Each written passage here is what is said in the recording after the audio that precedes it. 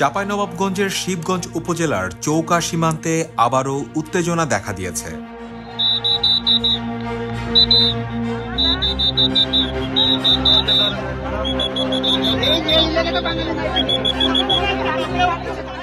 আজ শনিবার দুপুরে চৌকা ও কিরণগঞ্জ বিজিবি সীমান্ত ফাঁড়ির এলাকায় এই উত্তেজনা দেখা দেয়। এ সময় ভারতীয় নাগরিকদের হামলায় ৩ বাংলাদেশি আহত হয়েছেন বলে অভিযোগ পাওয়া গেছে। এছাড়া ভারতীয় অংশ থেকে বাংলাদেশিদের লক্ষ্য করে কাঁদানে গ্যাসের শেল ছোড়া হয়েছে বলেও অভিযোগ করেছে স্থানীয়রা।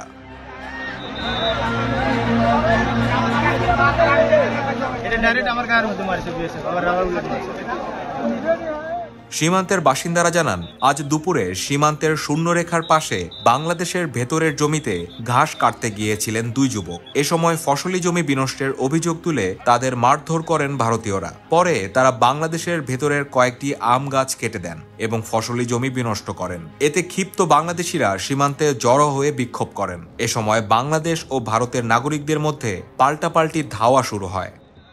চৌকা এবং কিরণগঞ্জ দুটা বিজিবি ক্যাম্পের মাঝামাঝি স্থানে 177-এর 3S বরাবর এখানে আমাদের বাংলাদেশি কিছু আম গাছ ছিল।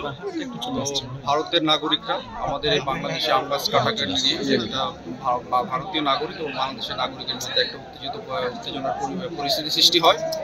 সেই ক্ষেত্রে দুই পক্ষ, বাংলাদেশ সাইড এবং ভারতের সাইডে দুই পক্ষ জনগণ লাইন বরাবর সবাই দাঁড়িয়ে যায়। 4:10 আমাদের বিজিবি ব্যাটালিয়ন কমান্ডার পর্যায়ে বিএসএফ এর কমান্ডেন্ট এসেছিল। আমাদের কমান্ডেন্ট পর্যায়ে একটা ফ্ল্যাগ মিটিং হয়েছে এবং বিএসএফ এর পক্ষ থেকে দুঃখ প্রকাশ করা হয়েছে যে গাছগুলি কাটা হয়েছে, এটা অন্যায় হয়েছে এবং তাদের পক্ষ থেকে তারা এটা ব্যবস্থা নেবে।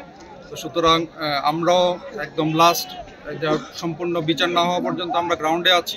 মব কন্ট্রোল করার জন্য আমাদের তেমন উল্লেখযোগ্য আহত হওয়ার কোনো পরিসংখ্যান নাই। তো বিএসএফ এর পক্ষ থেকে আহত বা নিহত হয়েছে কিনা আমরা এটা এখনো জানতে পারি নাই।